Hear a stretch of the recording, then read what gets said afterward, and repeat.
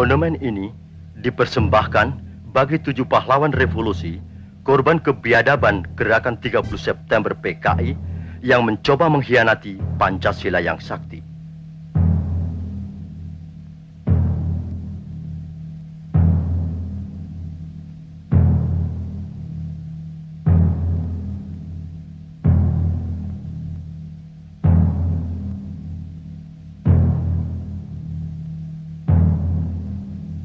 Cita-cita perjuangan kami untuk menegakkan kemurnian Pancasila tidak mungkin dipatahkan hanya dengan mengubur kami dalam sumur ini. Lubang Buaya, 1 Oktober 1965.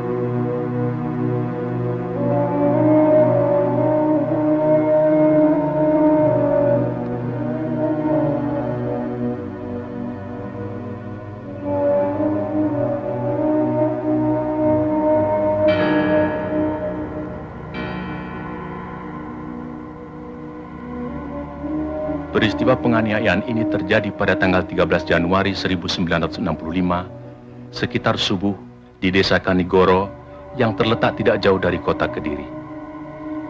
Ribuan orang-orang PKI menyerbu tempat training center pelajar Islam Indonesia. Kecuali melakukan pemukulan terhadap seorang kiai dan beberapa orang guru, mereka menginjak-injak kitab suci Al-Quran.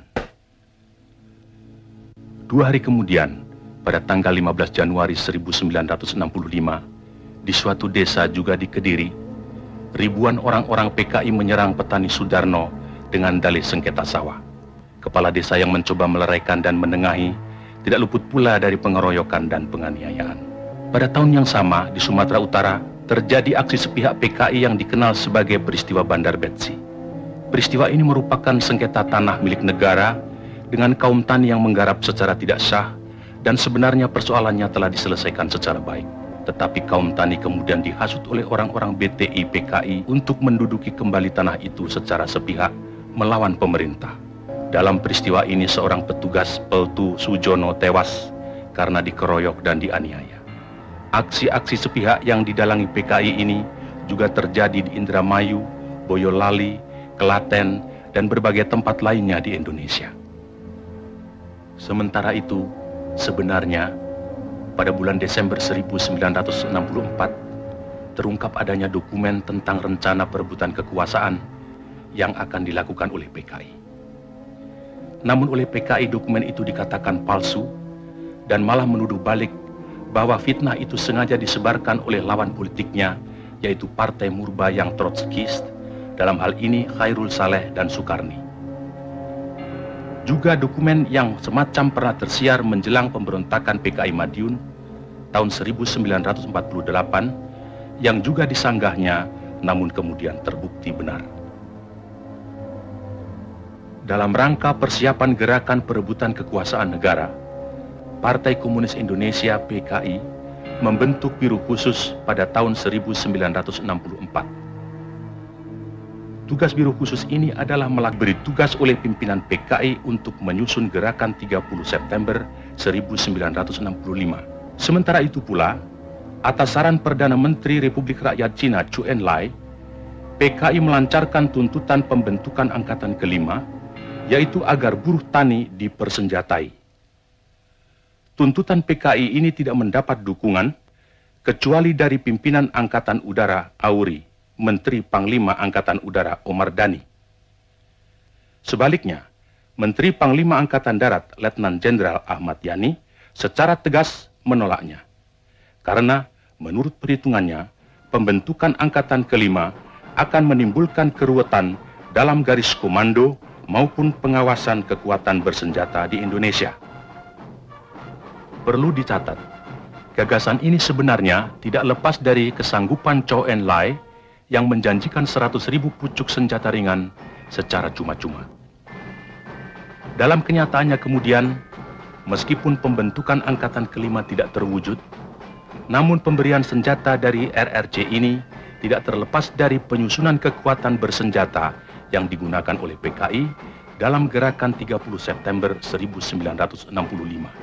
Karena sikap pimpinan Angkatan Darat yang tidak mau mendukung tuntutan-tuntutan PKI tersebut, dan juga karena PKI selalu mencurigai pimpinan Angkatan Darat sebagai kekuatan utama yang akan merintangi perjuangan PKI, sebagaimana pengalaman-pengalaman sejarah peristiwa Madiun tahun 1948, maka diciptakan isu Dewan Jenderal yang dikatakan akan melancarkan coup. Seiring dengan isu ini, dengan gencar tersiar adanya dokumen Gilchrist yang konon menurut versi PKI ditemukan di rumah Bill Palmer sewaktu rumah orang Amerika itu diobrak-abrik pemuda rakyat.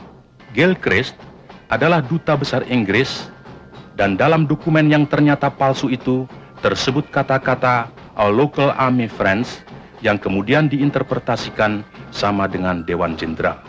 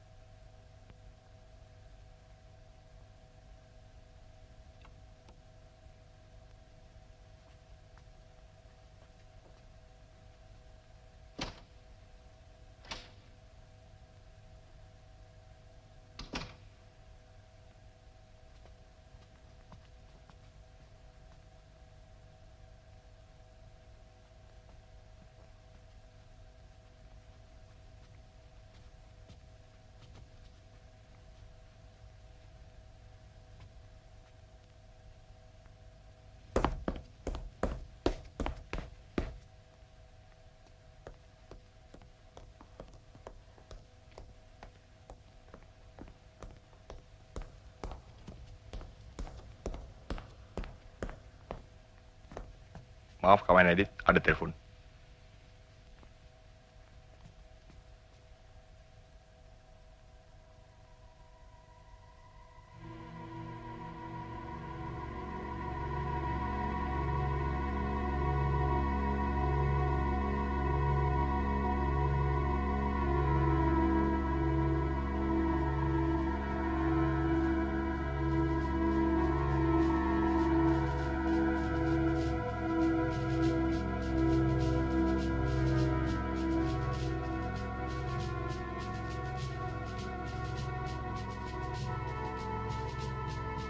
Bagaimana, Profesor Hu? 根据我们共同的诊断，苏总统的病情已经到了危险的状态。当然，这并不是说完全没有复原的希望，只是有2种可能性是对总统的议题极端不利，那就是若不全身瘫痪嘛，便是死亡。 Menurut Profesor Hu, keadaan kesehatan Paduka Yang Mulia Bung Karno cukup kritis. Tentu saja bukan berarti tidak ada kemungkinan sembuh. Tapi 2 kemungkinan yang terburuk akan bisa menimpa Paduka, yaitu kemungkinan lumpuh atau meninggal.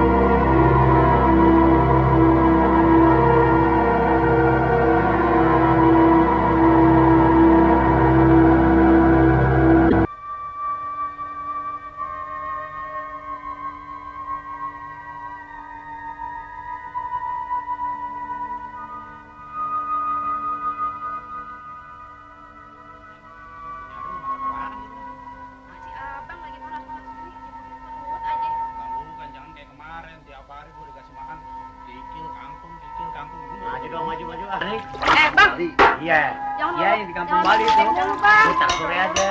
Gampang.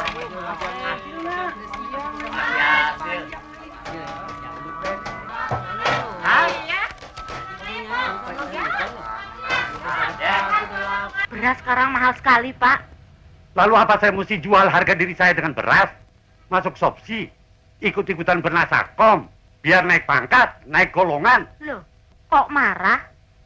Saya cuma bilang, beras sekarang mahal sekali. Lalu? Kalau jatah beras kita terus-menerus dicabut dari kantor, lama-lama kita bisa makan baju. Yang penting halal.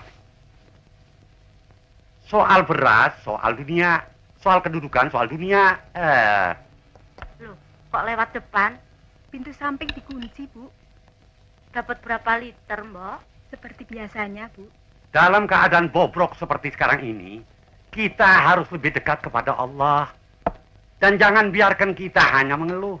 Iman justru harus kita perteguh. Jangan mudah terbujuk oleh apapun. Juga jangan takut kepada ancaman komunis, Sopsi, fana semua itu. Kalau bukan sekarang, bukan kita yang memenangkan peperangan ini. Insya Allah anak-anak kita. Insya Allah anak-anak kita yang akan menegakkan kebenaran di negeri ini. Saya yakin komunis dan kaum materialis akan hancur di mana-mana. Manusia tidak akan mampu selamanya bersombong. Seperti putra Nabi Nuh. Tidak lama lagi Hanif akan jadi orang. Insinyur pertanian.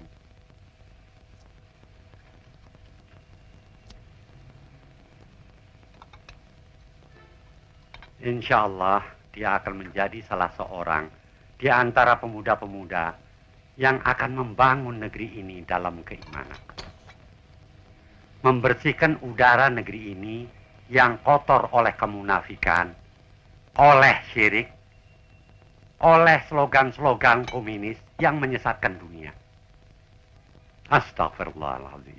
Jangan berasal. Lo mau ngapain? Jangan ribut. Satu-satu. Ya,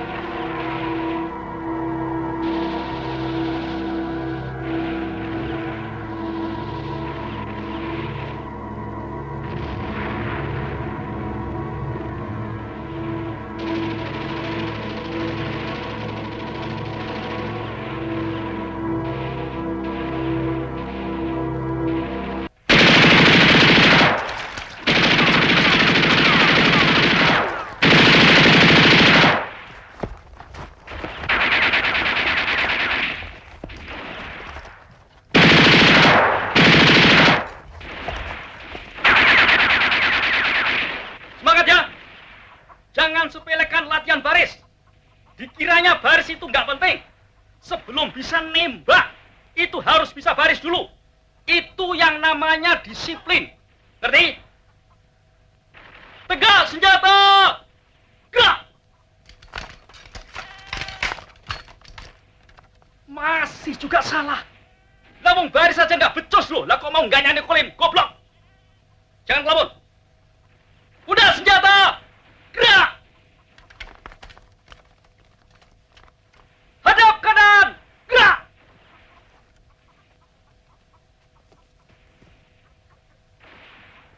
Perhatikan!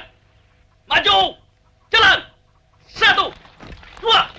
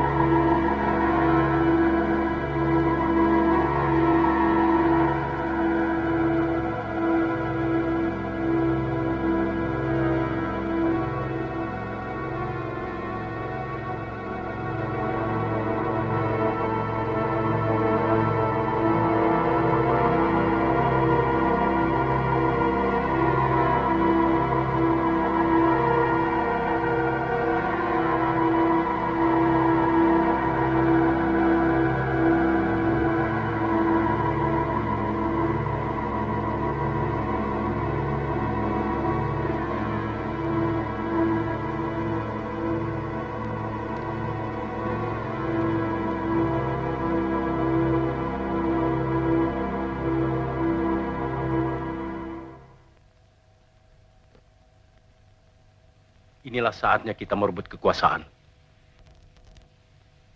Kita harus lebih cepat. Kita harus mendahului. Jangan didahului.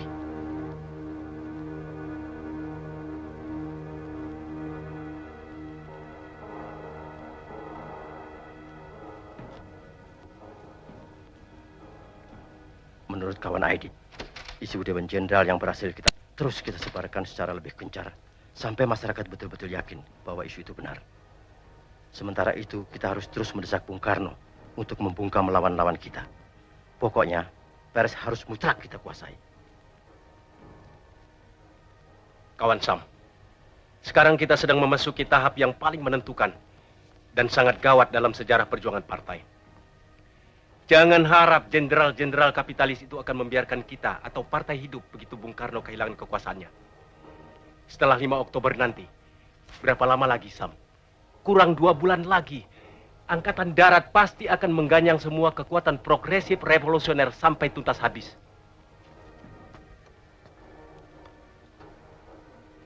Jadi sekarang betul-betul tinggal masalah waktu. Siapa cepat dapat, siapa tepat selamat. Terus, kita tidak boleh meleset dalam menentukan segala sesuatunya. Kontak seluruh perwira yang berpikiran maju yang mendukung kita. Segeralah menyusun kekuatan, kumpulkan semua anggota biro khusus, baik pusat maupun daerah.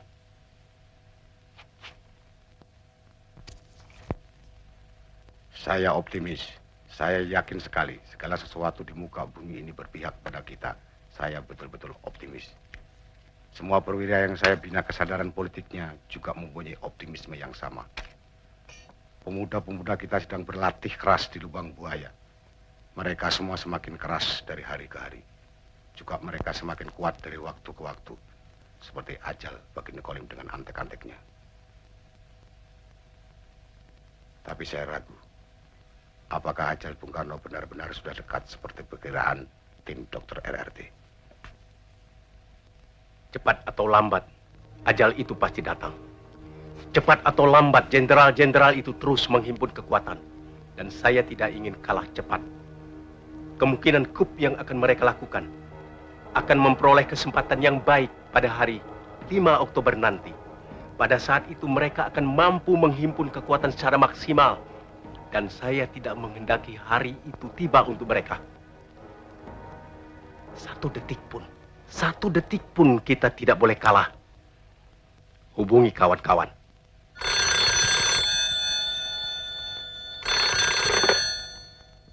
Halo, Untung di sini.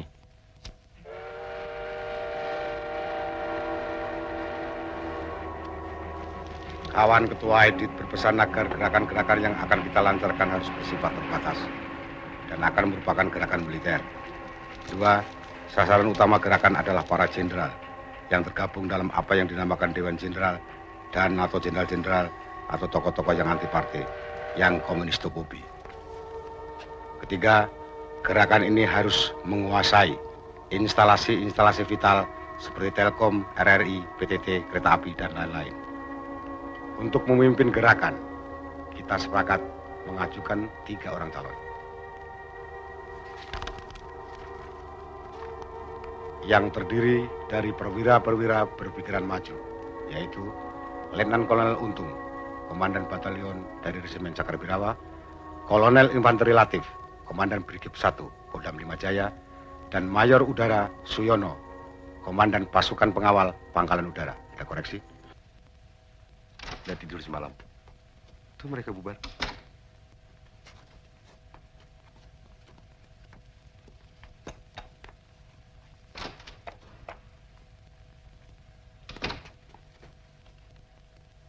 Jadi kawan Sam?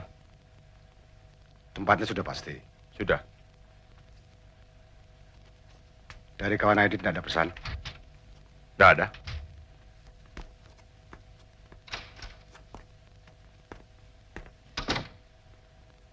Sudah kawan Sam? Sudah.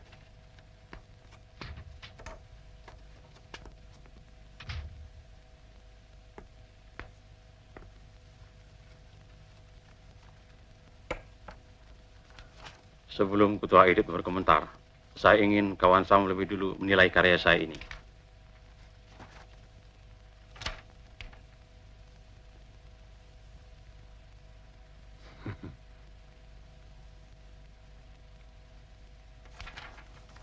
Tapi bagaimanapun, semuanya tergantung pada perkembangan kesehatan Bung Karno. Sesuai Ketua Edit, semua akan berusaha agar apapun dan bagaimanapun keadaannya tetap menguntungkan kita. Dan kita akan melalap setiap kesempatan yang lewat. Tapi yang penting, kita harus bisa mengusahakan sedemikian rupa agar pada 17-an nanti, Bung Karno tetap berpidato, bagaimanapun sakit beliau. Karena kalau tidak, jenderal-jenderal kabir itu pasti akan lebih sigap lagi bekerja.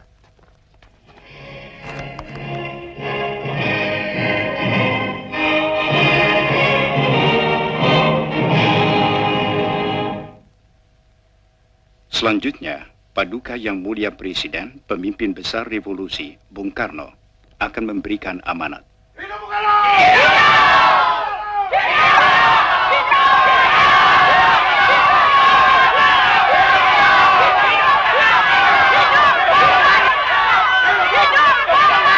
Habis sama sekali. Saya sudah bilang kemarin, beras dari Dek Gunawan sudah habis. Saya tidak bicara soal beras. Saya bicara soal negeri ini. Bung Karno sedang dihabisi. Negeri ini sedang dihabisi. Komunis bergerak seperti setan yang tidak kelihatan. Lihat gerumbu penuh dengan bunga. Ada yang putih dan ada yang merah. 1, 2, 3.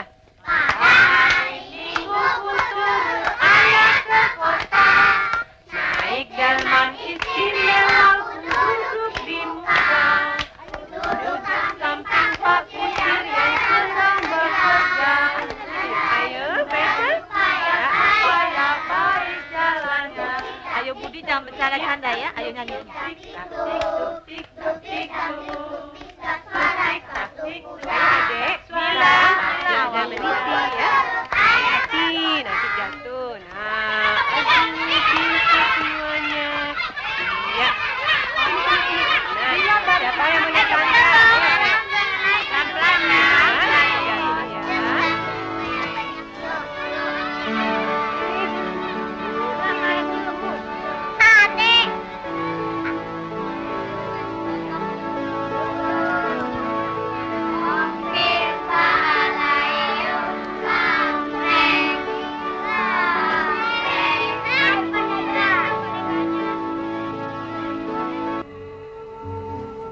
Sebelum saya menanggapi satu persatu mengenai apa yang dikemukakan oleh ketua secara gamblang, saya ingin mendapatkan penjelasan dari ketua. Bukan berarti saya meragukan mengenai Dewan Jenderal. Dari mana ketua mendapat info mengenai hal itu? Terus terang saya harus mengemukakan kekhawatiran saya demi perjuangan dan masa depan partai. Bukan tidak mungkin isu itu sengaja diciptakan lawan kita sendiri dengan tujuan memancing-mancing kita sehingga kita dipaksa konfrontasi secara terbuka. Sebelum membahas hal lain, saya minta ketua menguraikan isu Dewan Jenderal secara terperinci. Terima kasih.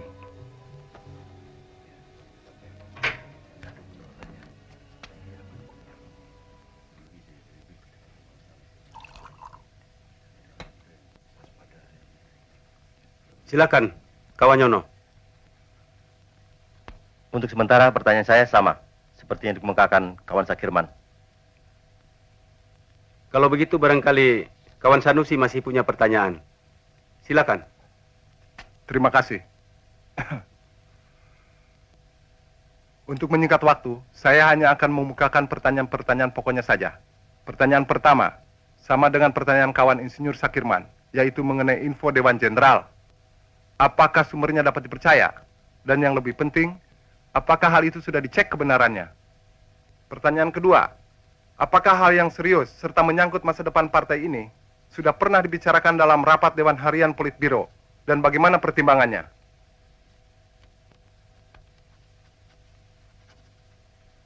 Yang terakhir, saya ingin minta agar ketua yang terhormat menguraikan secara lengkap mengenai perimbangan kekuatan ABRI, terutama apabila nanti perwira-perwira yang progresif revolusioner, perwira-perwira kita, bertindak mendahului Dewan Jenderal. Ini betul-betul menyangkut nasib dan masa depan partai. Terima kasih.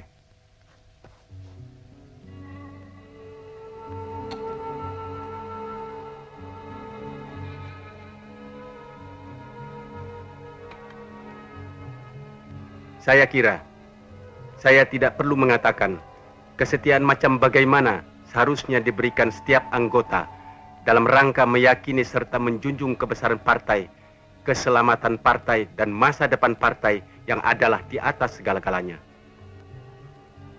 Dan saya kira, tidak. Saya yakin semua yang hadir di sini pasti memahami bahwa ada saat-saat berpikir, ada saat-saat berbicara, dan ada saat-saat bertindak. Hari ini, saya harus mengatakan bahwa hari-hari besok adalah hari-hari tindakan.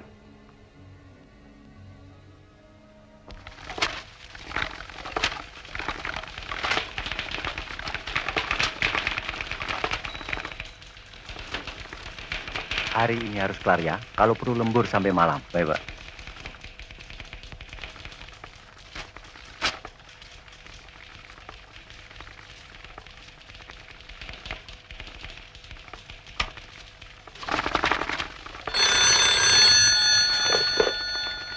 Sudah tentu sumber info Dewan Jenderal tidak hanya satu.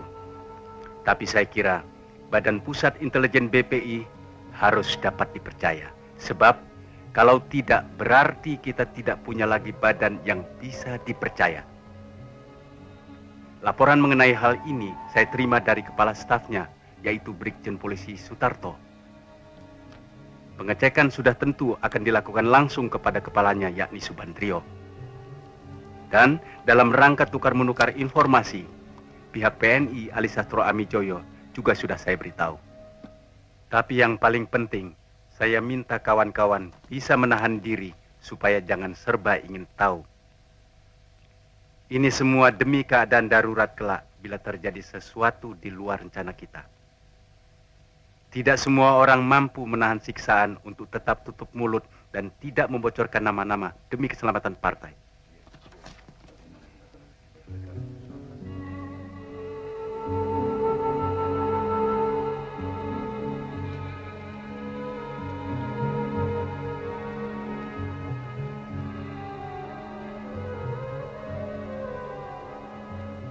Karena itu saya tidak berani menyebutkan nama-nama perwira yang berpikiran maju atau penjelasan detail lainnya sehubungan dengan pertanyaan yang terakhir. Secara umum saya berani menyatakan bahwa pengaruh partai di kalangan angkatan bersenjata umumnya dicerminkan oleh kekuatan partai di daerah itu. Jadi pengaruh kita di Jawa adalah baik, kecuali di daerah Jakarta Raya, dan yang terbaik adalah di Jawa Tengah. Kecuali itu, ada faktor yang menguntungkan kita. Karena ada ketidakkompakan di kalangan Dewan Jenderal, yaitu antara Nasution dan Yani tentang waktu pelaksanaan perebutan kekuasaan. Sementara Alri dan Akri dapat kita netralisir, karena kedua angkatan ini sedang sibuk dengan urusan intern mereka sendiri. Sementara Auri akan membantu memberikan fasilitas. Maaf, interupsi. Apakah ketua berpendapat suatu aksi akan dapat sukses kalau aksi itu hanya dilakukan di Jawa saja? Terima kasih. Menurut pendapat saya, kunci kemenangan adalah Jawa. Siapa bisa menguasai Jawa, itulah yang menang. Lihatlah PRRI Permesta yang praktis telah menguasai beberapa pulau di luar Jawa. Karena Jawa tidak mereka tarik, maka akhirnya mereka gagal. Jadi Jawa adalah kunci. Sebelum kita tutup sidang Politbiro ini, yang diperluas. Ya, yang diperluas. Saya akan membacakan pokok-pokok kesimpulan yang telah kita sepakati. Pertama, sidang sepakat terhadap kemungkinan kup Dewan Jenderal, lebih baik kita mengadakan aksi mendahului dalam bentuk operasi militer, serta membentuk Dewan Revolusi guna mengganti Kabinet Wikora. Kedua, menetapkan pembagian kerja sebagai berikut. A. Soal-soal yang berhubungan dengan operasi militer, termasuk penentuan hari H dan jam D-nya, diserahkan kepada ketua. B. Soal-soal politik, terutama komposisi Dewan Revolusi, diserahkan kepada Dewan Harian Politbiro. C. Pengelompokan kader-kader untuk dikirim ke daerah-daerah, terutama luar Jawa, diserahkan kepada kawan Sudisman. D. Penentuan tenaga cadangan sebanyak 2.000 orang diserahkan kepada kawan Nyono, termasuk koordinatornya untuk dilatih di lubang buaya. Dan semua supaya di pos masing-masing menunggu instruksi lebih lanjut sesuai dengan perkembangan.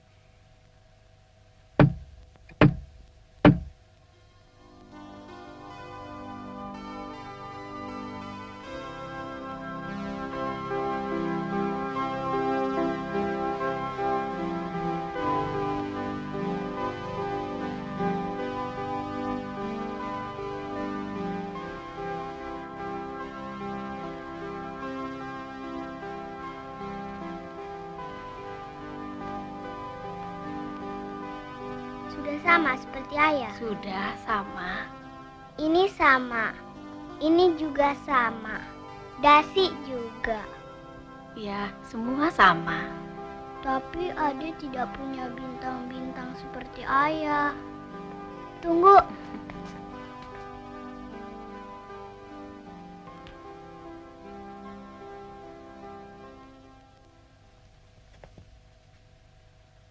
Aduh, anak mama bukan main. Sudah, cakep. Tuh, nggak ada. Apanya nggak ada, Via? Ade mau bintang di dada. Oh, mesti berjuang dulu, baru boleh dapat bintang. Tapi boleh Via buatkan besok kalau Adek lebih pintar berhitung. Ayah pulang tuh.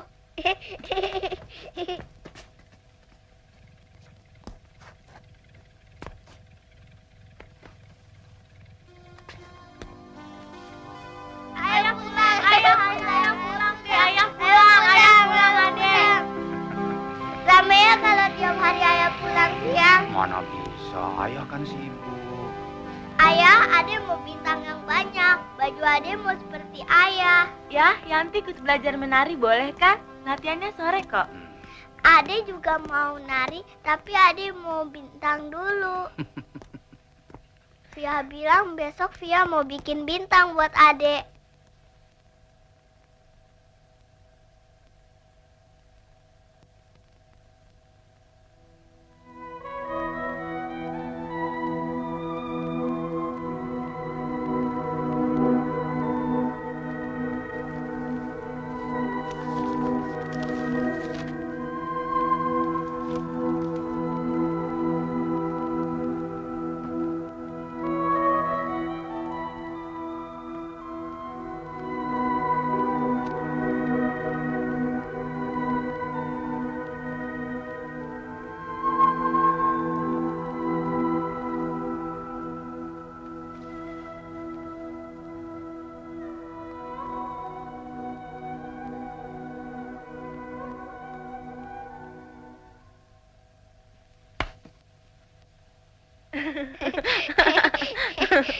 Kompir bisa baca surat dalam gelap. Oh.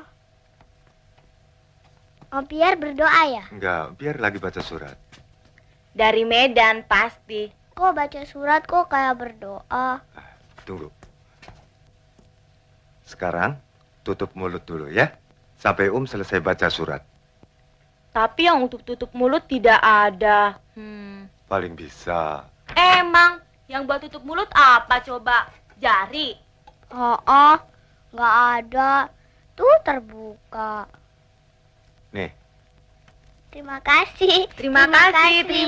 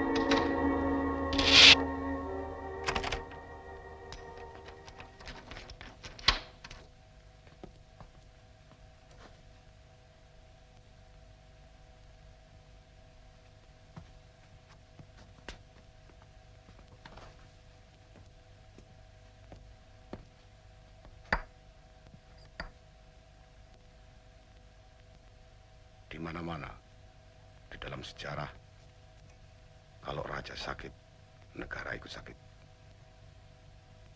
Malam ini saya ingin menyampaikan berita yang cukup gawat mengenai adanya Dewan Jenderal yang akan melakukan suatu gerakan apabila Bung Karno wafat.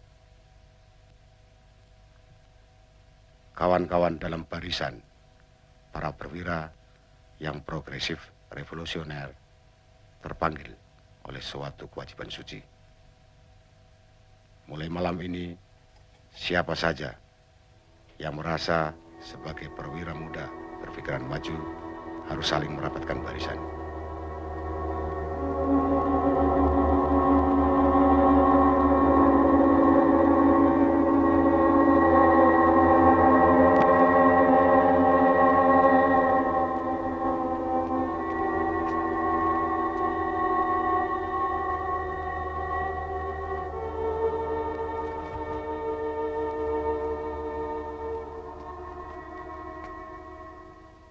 Dalam Brigif 1 Kodam 5 Jaya, sangat disesalkan. Tidak ada anggota pasukan yang seideologi. Tapi saya optimis mampu memanfaatkan pasukan saya demi gerakan ini. Pokoknya saya siap. Dalam pasukan Kesatuan Pengawal Pemimpin Besar Revolusi Bung Karno, Cakrabirawa ada 2 kompi yang seideologi. Selain itu, saya berani menjamin bahwa pasukan saya sepenuhnya akan dapat saya gerakkan.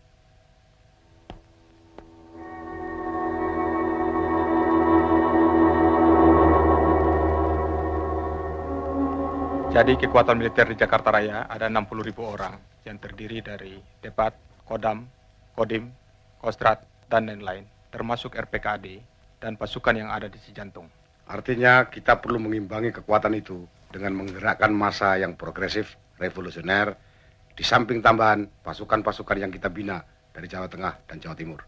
Saya telah mendapat jaminan dari Mayor Sukirno bahwa pasukannya Batalion A454 akan dapat digunakan.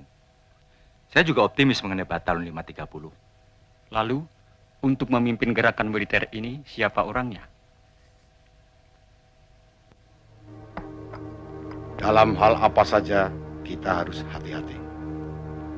Gerakan ini harus mengesankan suatu gerakan murni intern Angkatan Darat. Karenanya, Letkol Untung sebagai orang baru di Jakarta dan boleh dikata tidak dikenal, sangat tepat untuk memimpin gerakan. Faktor ini juga ditambah dengan kedudukan Letkol Untung sebagai Komandan Satwal Cakra. Sesuai dengan tema gerakan, yaitu menyelamatkan pemimpin besar revolusi Bung Karno. Maka sebagai pengawal pribadi, Letkol Untung sangat tepat.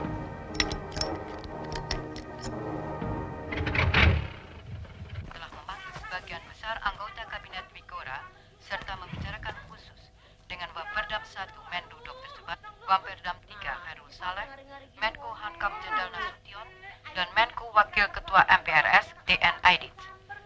Dalam pertemuan tersebut, Presiden Pemimpin Besar Revolusi Bung Karno meminta laporan-laporan dari para pembantu-pembantunya sehubungan dengan akan diadakannya sidang paripurna Kabinet Wikora. Sementara itu, Minggu malam 20 September yang lalu, Wamperdam 1 Menteri Luar Negeri Dr. Subandrio dalam sambutannya pada resepsi pembukaan Kongres Nasional ke-6 Serikat Buruh Perkebunan Republik Indonesia Sarbupri Sopsi di Gedung Pemuda menegaskan dalam masa pelaksanaan ideologi sekarang ini sudah waktunya bagi kita semua untuk memberantas kaum kapitalis birokrat, dinasti ekonomi, pencoleng kekayaan negara, dan kaum koruptor.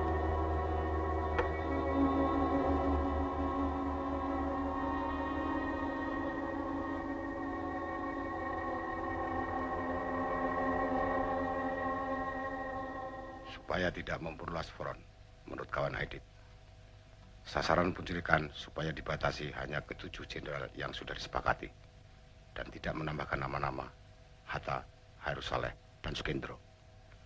Jadi jelas sasaran penculikan adalah Jenderal Nasution, Jenderal Yani, Jenderal Suprapto, Jenderal Parman, Jenderal Haryono, Jenderal Penjahitan, serta Jenderal Sutoyo. Saya kira cukup jelas. Sekarang saya persilakan Kolonel Latif untuk menguraikan rencana operasinya dan kawan Letnan Kolonel Untung silakan menanggapinya bila perlu.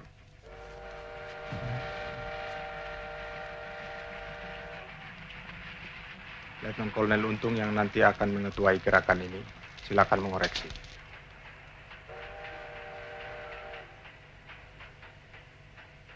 Operasi akan dibagi atas 3 komando, yaitu Komando Penculikan dan Penyergapan, Komando Penguasaan Kota, dan ketiga Komando Pasis. Komando Penculikan diberi nama Pasukan Pasopati, akan dipimpin oleh Letnan 1 Dul Arif. Tugasnya mengambil para jenderal hidup atau mati.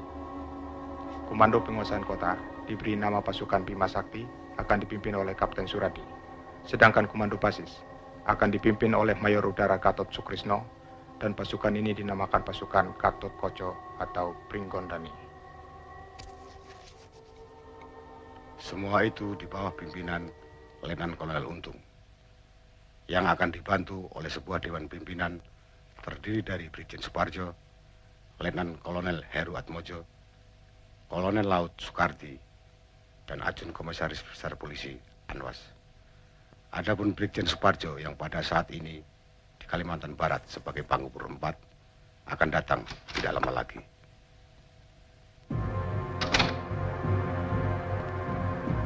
Silahkan teruskan, Kolonel Latif.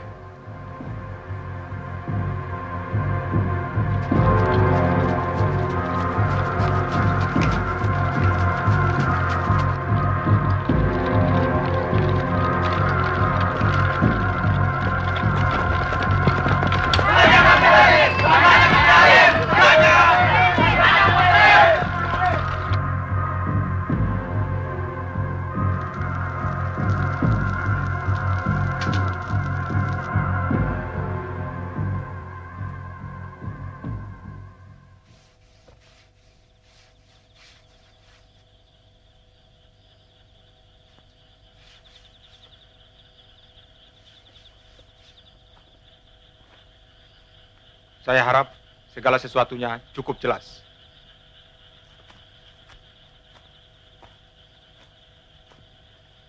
Kapten Suradi tidak ada pertanyaan? Jelas, Kolonel. Mayor Gatot? Untuk sementara belum ada pertanyaan. Atau barangkali Letnan 1 Dul Arif? Terima kasih, Kolonel. Cukup jelas. Baiklah. Kalau struktur organisasi sudah dianggap jelas, saya akan melanjutkan menguraikan segi-segi pelaksanaan teknis dari seluruh operasi ini.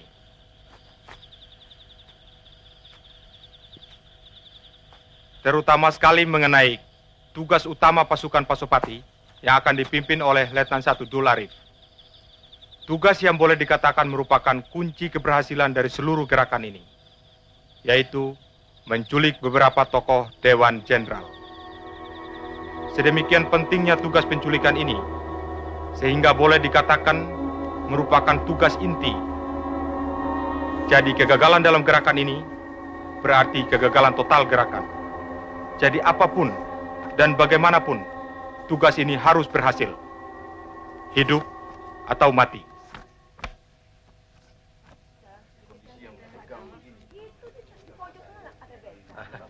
Permisi dulu, Mas. Kawin gantung itu sebetulnya lebih berat daripada kawin betulan. Kalian harus pandai-pandai menahan diri dari segala godaan. Harus pandai-pandai menabung, menyiapkan diri, menyiapkan segala-galanya. Apalagi zaman sekarang, zaman edan. Kalian tidak perlu ikut-ikutan edan. Cukup tetangga-tetangga kalian saja yang edan. Dan tidak usah sedih, karena malam ini kita pesta sangat sederhana. Untung saja kita tidak makan kerikil. Untung kita tidak makan buntur, Bu. Harus ada orang kuat yang berani merubah keadaan ini.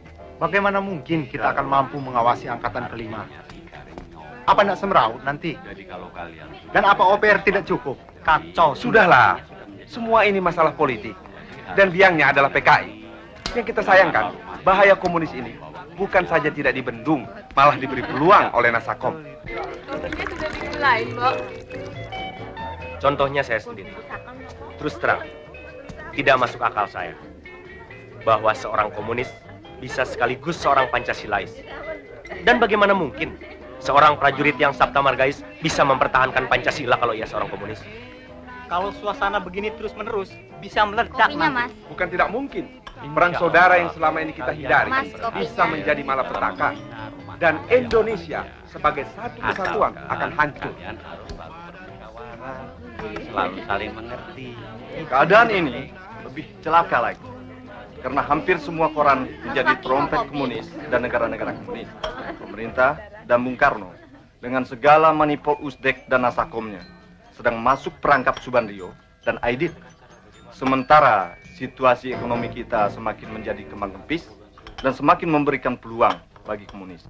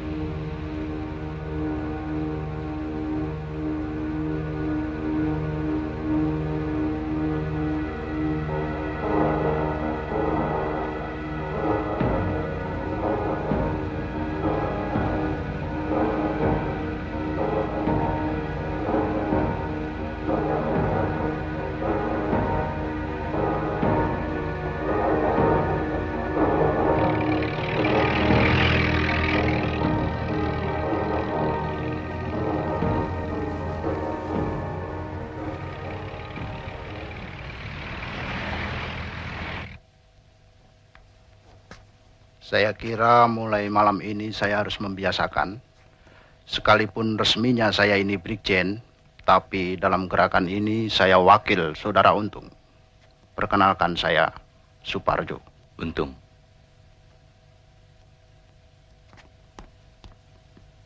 Sukses.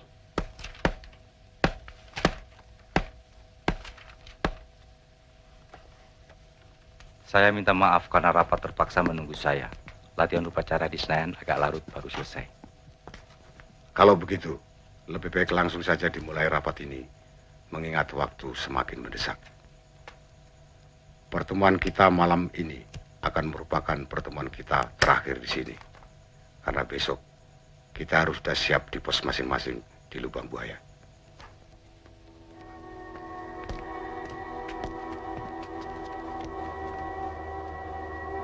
Karena itulah, semua kawan sepakat bahwa gerakan kita beri nama Gerakan 30 September.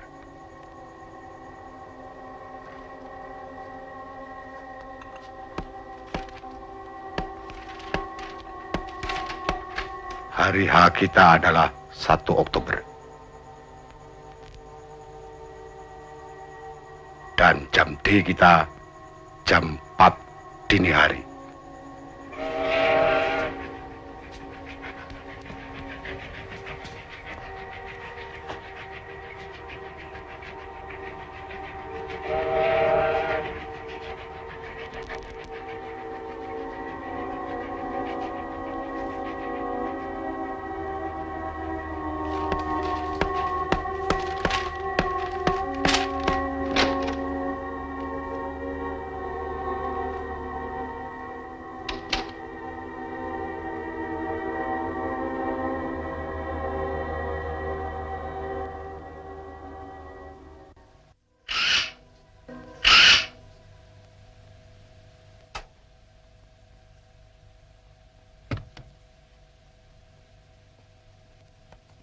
Adek, kok ikut-ikutan keluar?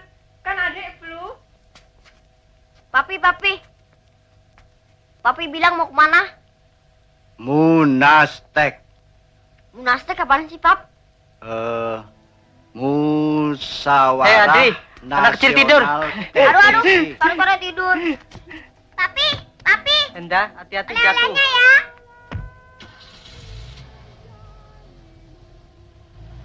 Ya. Dah, Papi. Dah, Papi.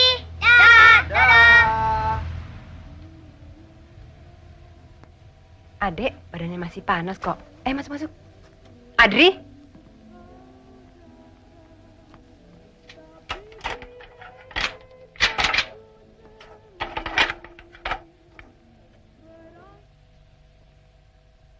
Jelas sekali bahwa demonstrasi-demonstrasi yang dilakukan oleh Gerwani PKI dan pengerusakan terhadap rumah Gubernur Wiono di Surabaya merupakan aksi-aksi yang membahayakan Republik. Dilihat secara keseluruhan, maka peristiwa-peristiwa yang terjadi di Jawa Timur dengan berbagai aksi sepihak oleh BTI PKI sudah hampir dapat dipastikan bahwa ada suatu gerakan yang sistematis sedang berjalan. Untuk semuanya ini, kami merasa perlu menghadapkan langsung Mayor Sugianto sendiri selaku saksi utama dalam peristiwa tanggal 27 September itu.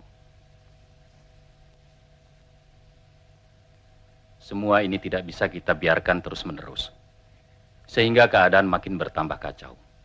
Kami sungguh-sungguh sangat prihatin sekali. Masyarakat kelihatan semakin resah.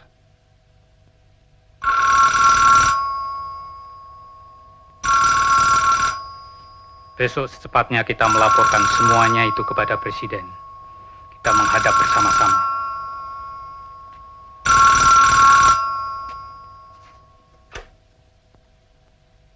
Ya, halo.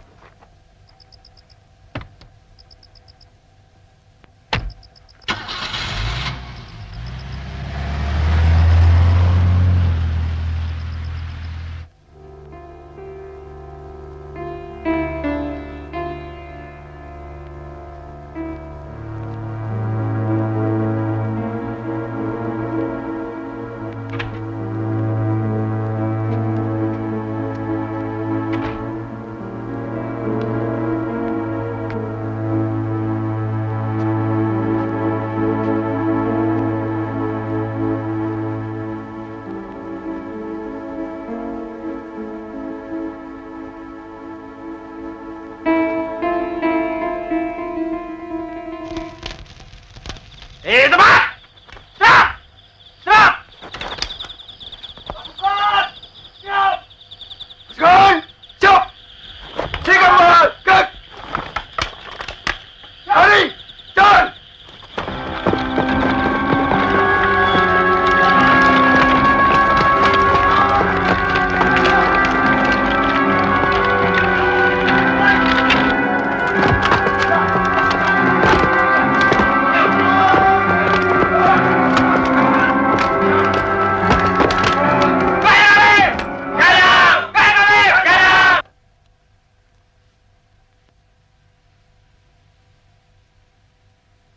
Malam apa ini? Malam Jumat. Jumat apa? Jumat Legi. Kenapa?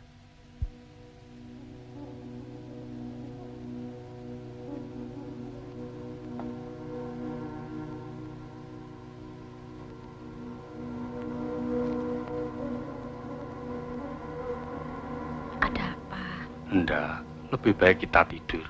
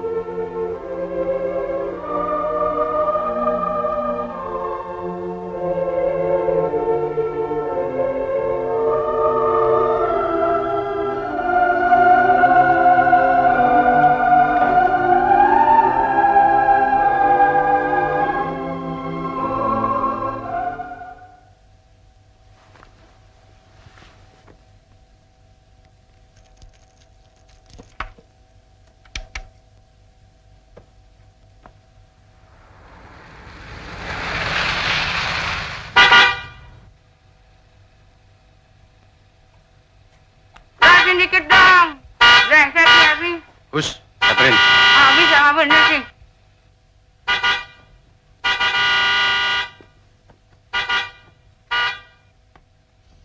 Aduh. Masya. Masya.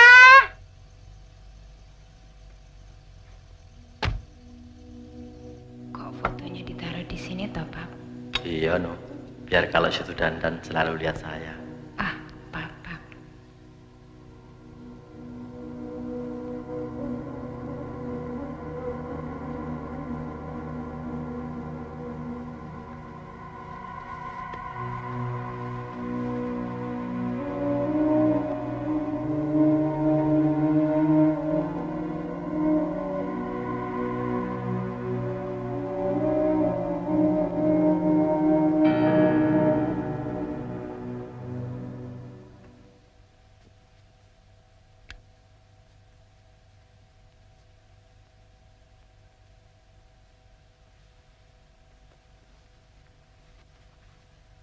Masih demam?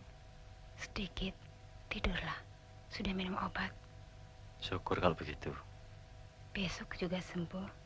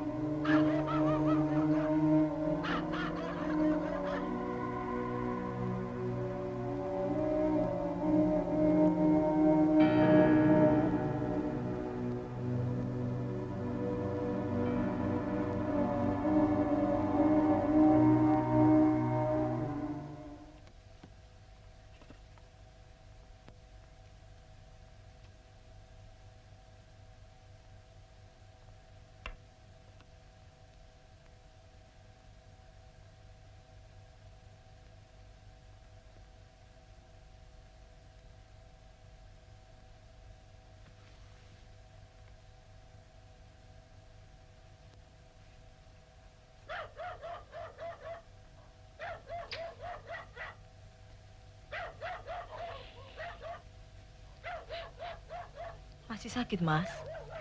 Kok malah nanya? Mau minta apa?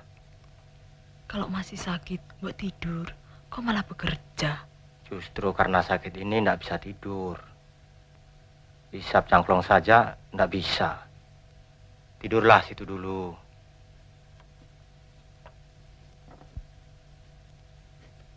Kabar apa itu, Mas? Rencana Museum Perjuangan di Jogja. Loh, kok kayak kuburan toh?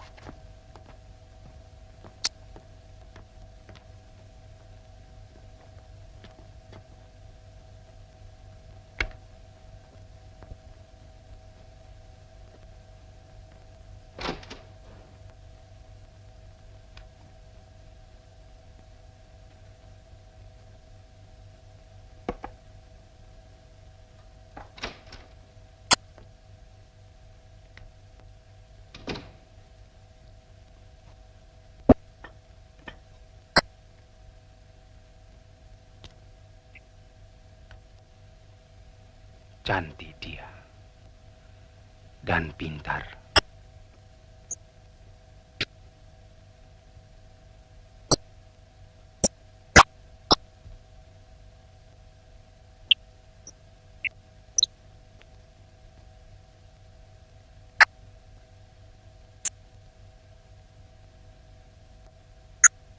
Kok berangkat malam-malam toh? Ikut Omnya Wondo, Bu, gratis.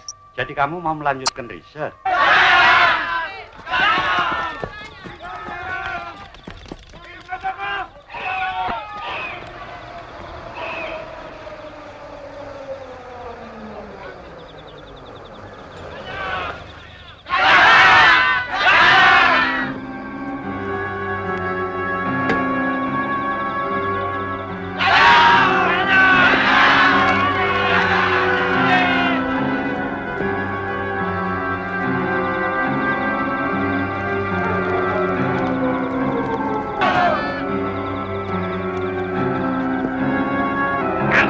kawan.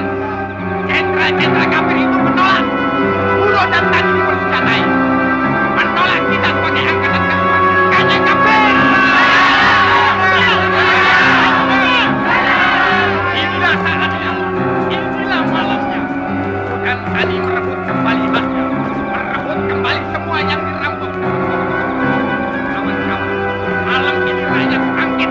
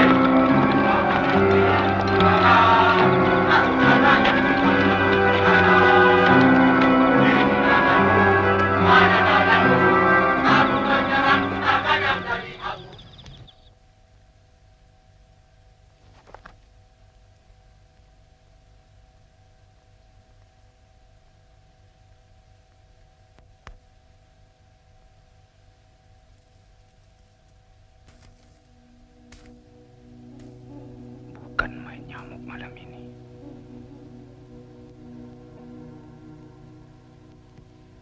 Hidup atau mati. Semuanya semacam kontrak. Mengenai markas gerakan, kita bagi menjadi dua, yaitu Sentral Komando 1, Senko 1 di Gedung Penas. Senko 2 di Komplek Halim di Rumah Sersan Udara Ani Suyatno. Kawan Aidit sebagai pemimpin tertinggi gerakan ini akan bermarkas di Senko 2 Halim. Sedangkan pimpinan pelaksana, termasuk saya selaku komandan gerakan militer, akan bermarkas di Senko 1 di Gedung Penas.